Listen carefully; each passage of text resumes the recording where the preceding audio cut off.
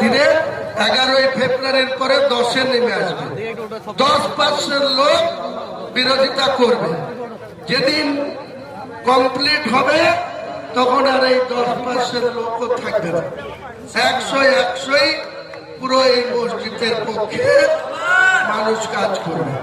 কাজে আমরা আর বেশি বাড়াতে চাই না। আজকে আনুষ্ঠানিকভাবে ঘোষণা করে দিলাম, মসজিদের কাজ শুরু হবে 11ই ফেব্রুয়ারি 2026 বুধবার বেলা 12টায়। ইঞ্জিনিয়াররা তার আগেই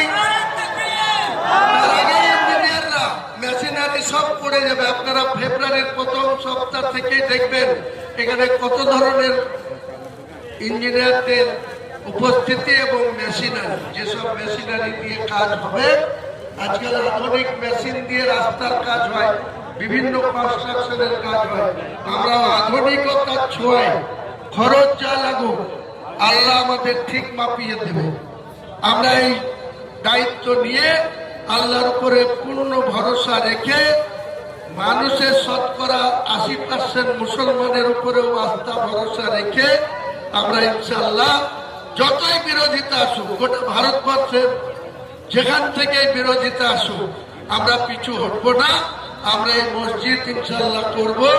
মসজিদের পাশাপাশি এখানে আরো জায়গা হচ্ছে, প্রায় 30 বিঘি জায়গা অলরেডি রেডি করেছি, তাদের মায়নাও দেওয়া আছে, কাগজ কলম করা হচ্ছে।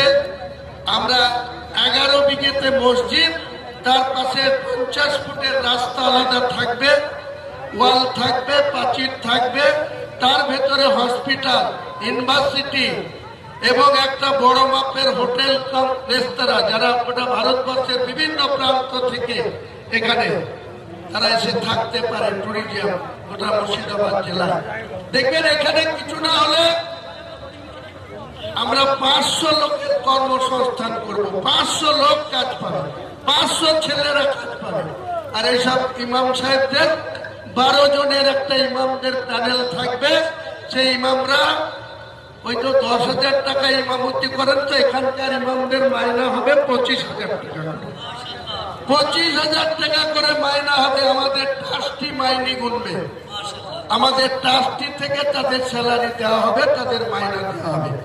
যত সমালোচনা করবে আমি ইনশাল্লাহ বেঁচে থাকতে তত আমার জেদ বাড়বে, তত আমার কাজের উন্নতি বাড়বে।